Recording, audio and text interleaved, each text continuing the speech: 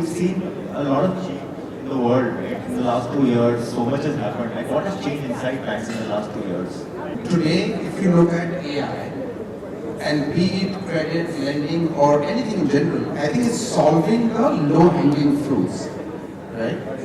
Which is inefficiency, bit of getting a little smarter, predictive insights. Even in banking, I think it's true, right? What are we using AI for? We're using AI for generating a predictive conversation with the client. You are scanning your leads a little more smartly than earlier. You're using a lot more data points in terms of relevance using AI. As Shankar was saying, you're making your PPTs through AI.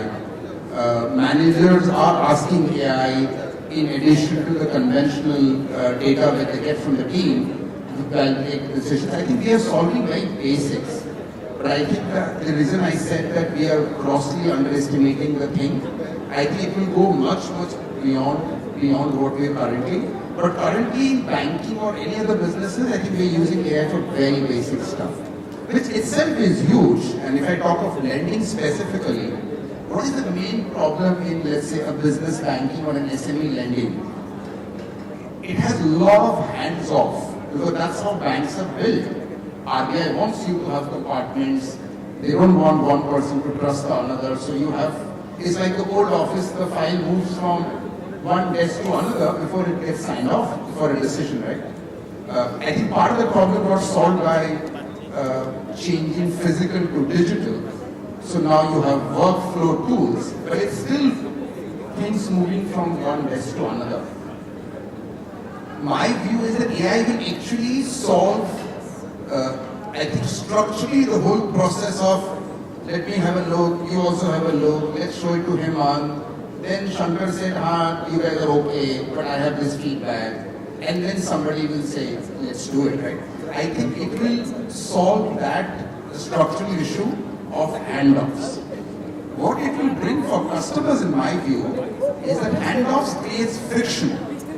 And your customer experience sitting outside the bank, his experience is not consistent. Sometimes he's very happy because Shankar did not sit on the file, possibly.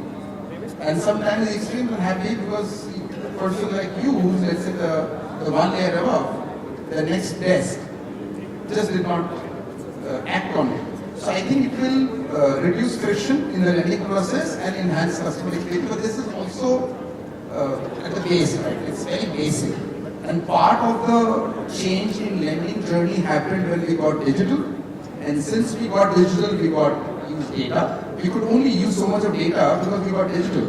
I think the next wave of data will come because we are moving from being digital to agentic. And agentic is, the machine will say, don't go to Shankar. I don't think you add value. Listen to Hemant and not to Shankar in this proposal. So I think that shift is going to happen. I hope people relate to that. Understood. No, super helpful.